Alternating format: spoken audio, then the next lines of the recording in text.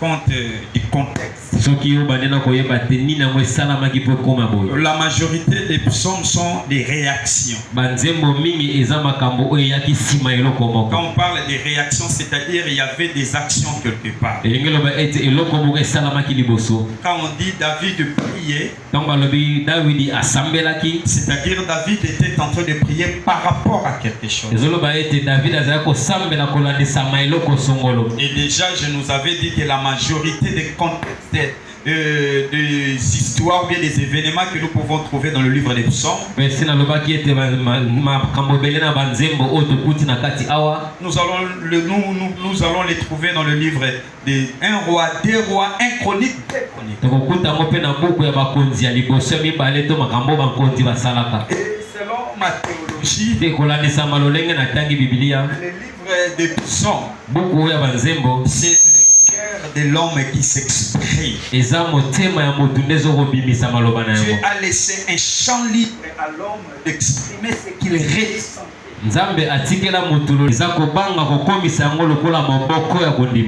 Mais je nous avais dit un jour, c'est à l'homme de prier, mais c'est à Dieu d'examiner.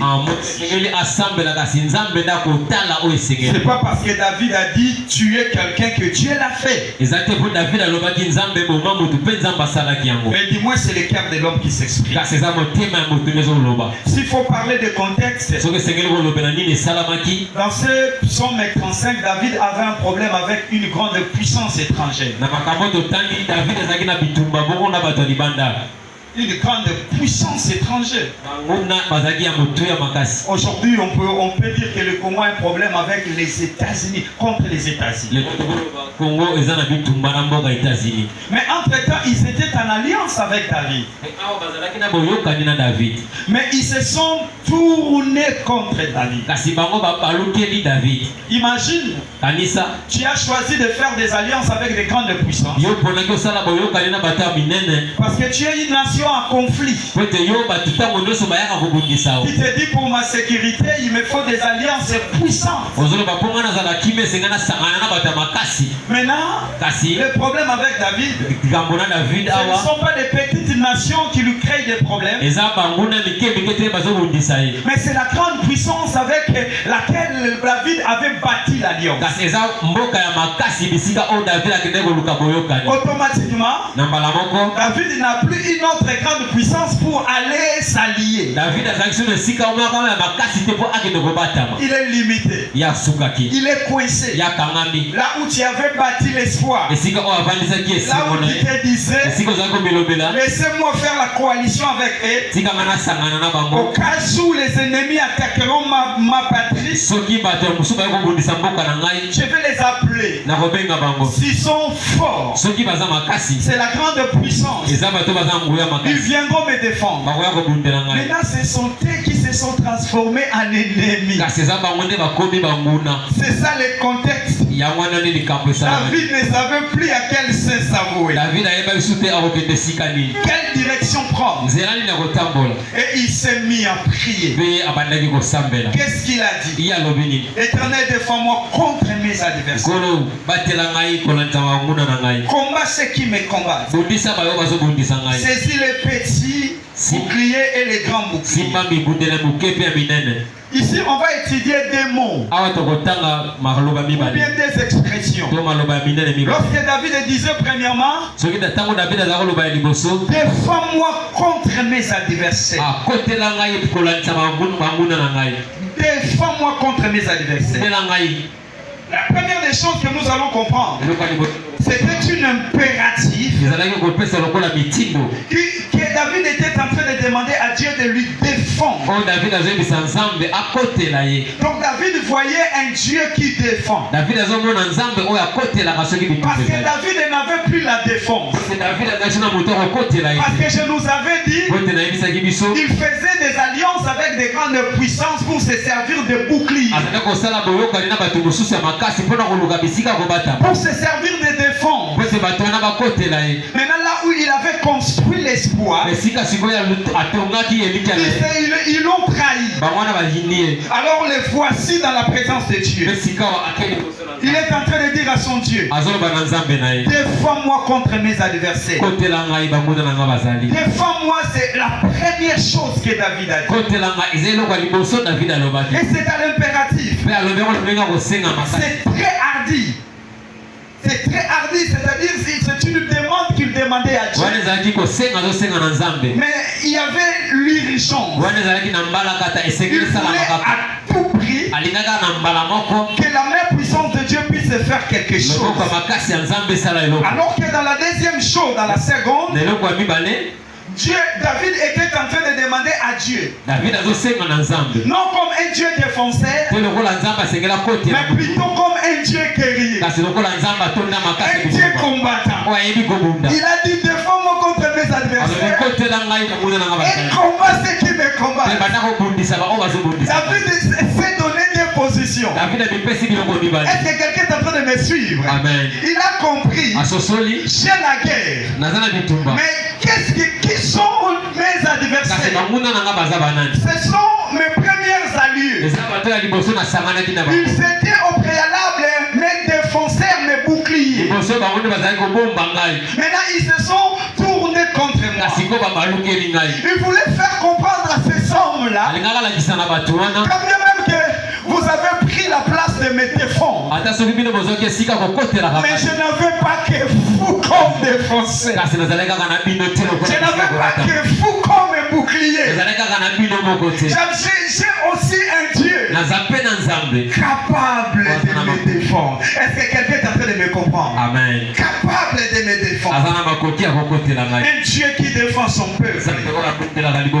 Un Dieu qui sait jouer à un bouclier. Il a dit défends-moi contre mes adversaires. Parce que ce sont des puissants.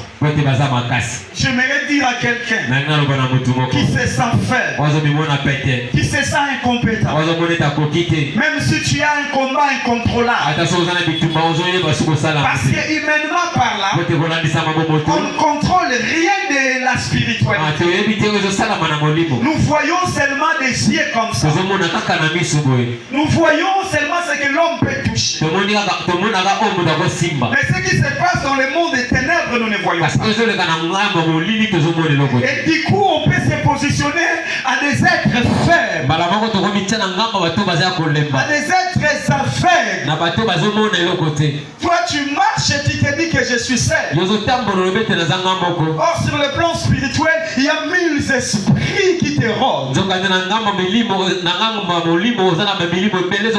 Chacun avec l'intention de te faire du mal. David s'est senti dans cette position-là. Il ne savait pas où commencer. Une grande puissance étrangère. Il disait à Dieu, défends-moi contre mes adversaires. Défends-moi contre mes adversaires. Dieu peut te défendre. Quand on dit défends-moi, la défense peut se faire d'une manière ou d'une autre. Dieu peut te défendre étant que ton avocat. Là où tu ne sais pas parler. Là je vois déjà Marie. Voilà comment est-ce que Dieu a défendu cette femme. Parce que si Dieu n'avait pas fait ça, Joseph allait rompre avec Marie. Et Marie allait être dépaysée. Est-ce que quelqu'un est en train de me comprendre? Amen. Il n'y a personne qui devait défendre Marie. Jésus est capable de te défendre. Même dans des réunions dont tu n'as pas été invité.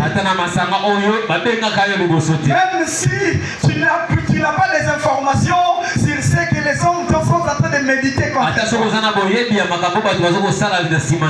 Il sait te défendre. Alors que Isaac s'est mis dans la position d'un enfant soumis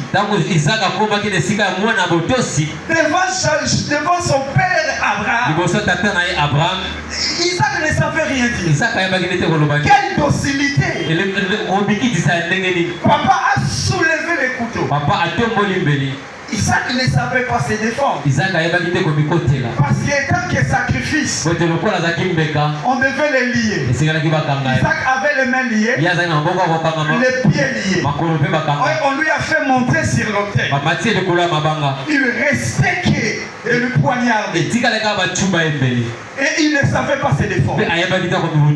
Isaac voyait tous ses frères sous son impuissance, incapable de lui défendre. La Bible dit Abraham a soulevé les coups et une fois venant d'ici a répondu en disant n'avance pas ta main sur l'enfant. Je me dis à quelqu'un, même si tu es impuissant, même si tu ne sais pas te défendre face à l'adversité, face à la coalition de l'ennemi, mais moi laisse-moi te dire, il y a un Dieu qui peut te défendre alors que toi tu es faible. Il a plusieurs moyens de nous défendre. Par Marie, il a donné un son. Pour laver Pilate, il avait donné aussi un son. Et pour laver, pour libérer Isaac, il s'est servi de la foi au dit. Et pour Pierre, il avait délégué un ange. Pour Paul et Silas, il était question de bouger le fondement de prison. Je vais dire à quelqu'un, tu as celui qui te défend. Le preuve en est que tes combats ne commencent pas aujourd'hui. La haine de tes adversaires ne commence pas aujourd'hui.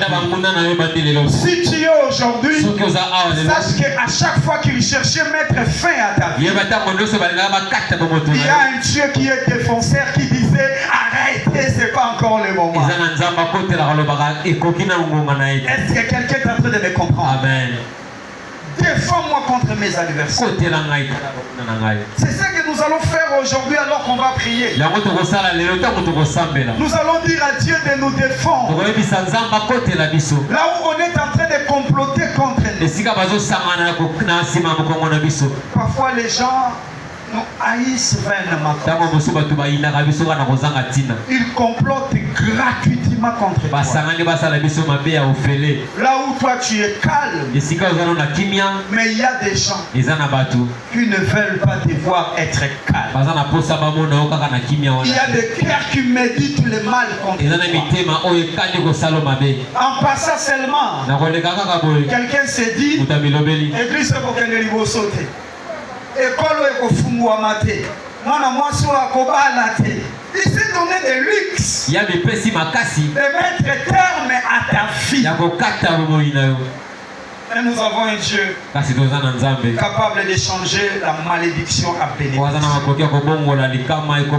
Et la deuxième des choses, non seulement il demandait l'impératif dans la manière dont Dieu va les défendre, c'était l'urgence. Parce que la guerre ne devait pas commencer, mais la guerre était déjà active.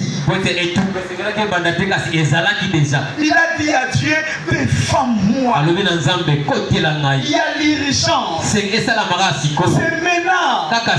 Défends-moi contre mes adversaires. Combat ceux qui me combattent. Et comme je disais, la première partie c'était défends-moi. Je nous ai fait comprendre un Dieu qui défend son peuple. Nous avons un avocat auprès du Père. Le rôle de Jésus en tant qu'intercesseur, c'est pas seulement pour plaider, c'est aussi pour nous défendre. Même si le Père te condamne à mort, lui il est capable de réduire la condamnation, la peine à zéro. Amen. Amen. Et la deuxième des choses, il a dit à Dieu, combat ceux qui me combattent. La chose que nous devons comprendre ici, c'est que David n'avait pas dit. David n'avait pas dit donne-moi la force de combattre. Accompagne-moi dans ces combats. 3. Je vais combattre. Non, David s'est exclu. Parce qu'il faisait à un Dieu guerrier. David voulait nous dire quoi? Celui qui croit à un Dieu guerrier ne se lève pas pour se battre. Il laisse le terrain, le combat à son Dieu, afin que celui-ci puisse se combattre pour lui. Raison pour laquelle il est écrit: assis-toi à ma droite jusqu'à ce que je fasse de tes ennemis tes marchepieds. Dieu n'a pas dit sois derrière moi jusqu'à ce que nous ferons de tes ennemis nos ennemis. Non, de tes ennemis tes marchepieds. Non, Dieu a donné une place de paix. Quand on dit assis-toi à ma droite, la droite c'est la puissance, la droite c'est la sécurité, la droite c'est la stabilité. Donc Dieu a d'abord dit à son peuple: toi sois en paix, sois dans la sécurité. Moi-même j'irai combattre à ta place. J'aimerais dire à quelqu'un, aussi longtemps que tu demanderas à Dieu de te donner des énergies pour combattre, tu n'es pas encore prêt pour la victoire. Le jour que tu comprendras, ce n'est pas à toi de combattre, c'est à ton Dieu de combattre. David disait: combat ceux qui me combattent. Descendons même en bas. Il est en train de dire à Dieu: saisis le petit. Saisis le petit bouclier et le grand bouclier. Lève-toi pour me secourir. Dis à mon âme: je suis ton salut. Et pourquoi est-ce qu'il avait dit à ton âme: je suis ton salut? David, cela voulait dire quoi? David voulait juste être rassuré que Dieu est avec moi. Dis à mon âme: je suis Dieu mon salut. Il voulait seulement comprendre que Dieu est avec moi. Donc pour dire quoi? La chose que David cherchait, c'était seulement de savoir si sa relation avec Dieu reste toujours intacte. Il demandait à Dieu: dis-moi seulement que tu es avec moi. Mais pour ce qui concerne les petits et les grands boucliers, saisis-les. Est-ce que quelqu'un est en train de me comprendre? Il a dit: prendis la lance et les javelots contre mes persécuteurs. Mais dis à mon âme, ne dis pas à mon âme, dis lève-toi combat. Ne dis pas à mon âme, Eliane t'y est entouré. Ne dis pas à mon âme, Patrick on a jeté un mauvais sort. Ne dis pas à mon âme, on est en train de te combattre. Je n'ai pas besoin de ça dans mes révélations, mais dans mes songes, dans mes prophéties, j'ai seulement besoin que tu me dises: David, je suis avec toi. Ce qui concerne le combat pour moi, mais dis à mon âme: David, je suis avec toi. Ne dis pas à mon âme: ils sont à gauche, j'aurais peur. Ne dis pas à mon âme: c'est des côtés de ta maman, ça va susciter la haine. Ne dis pas à mon âme: c'est ton papa, ça va susciter encore la haine. Ça va détruire l'amour que toi tu me demandes. Dis seulement: mon âme, tu es mon salut. C'est la seule chose que je vais entendre de toi.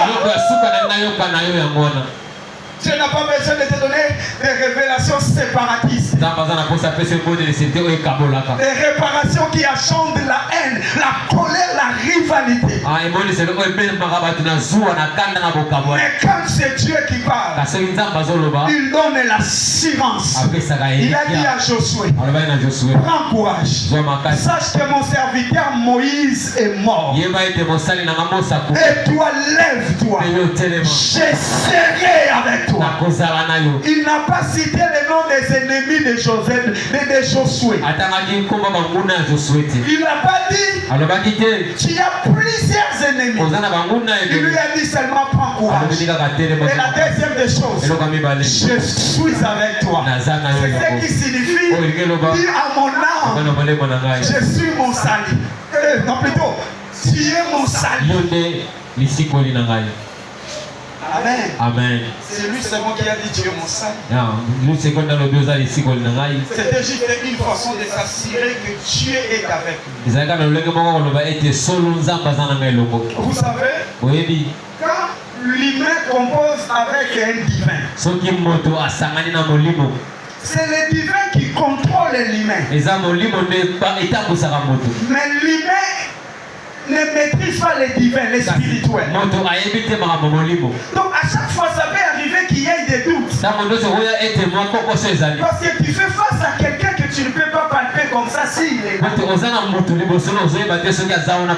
C'est quelqu'un qui vit seulement par la foi. Est-ce que quelqu'un est en train de me comprendre? Amen. Dieu est avec moi. Il n'est pas palpable. Dieu est avec moi. Il est invisible.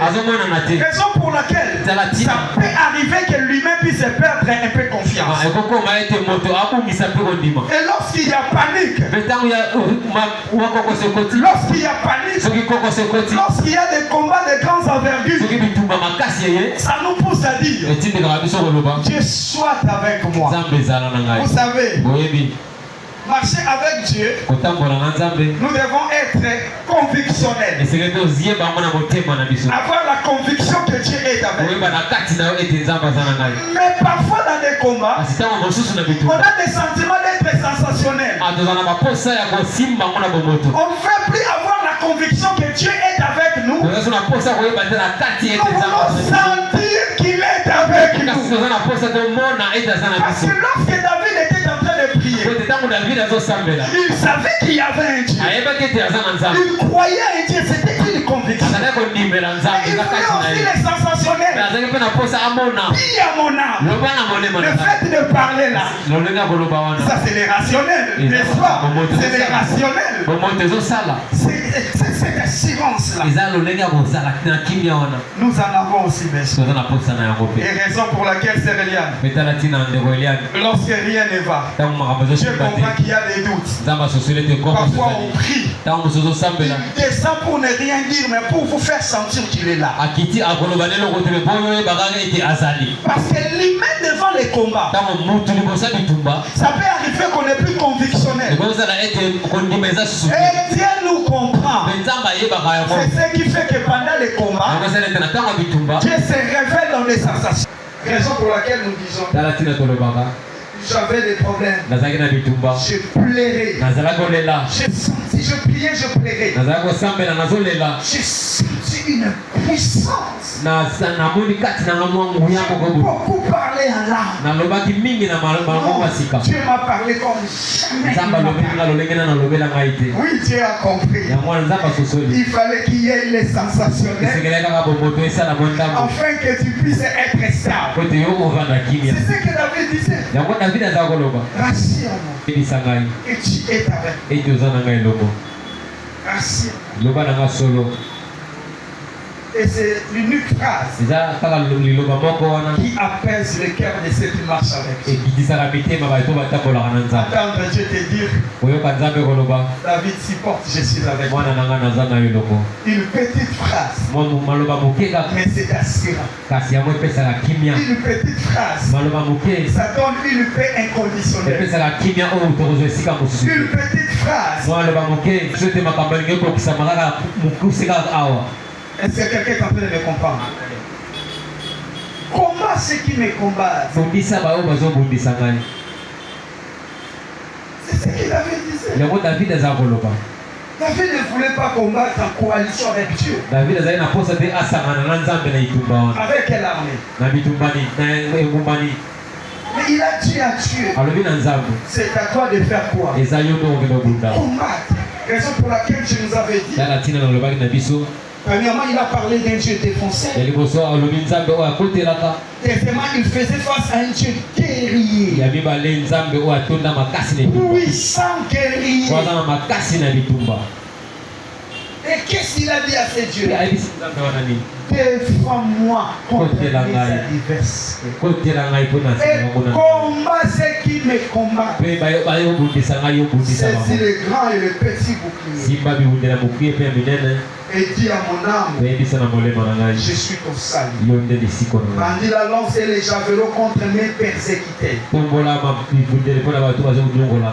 la lance et les javelots, c'est ce que David est en train de dire à Dieu de faire quoi?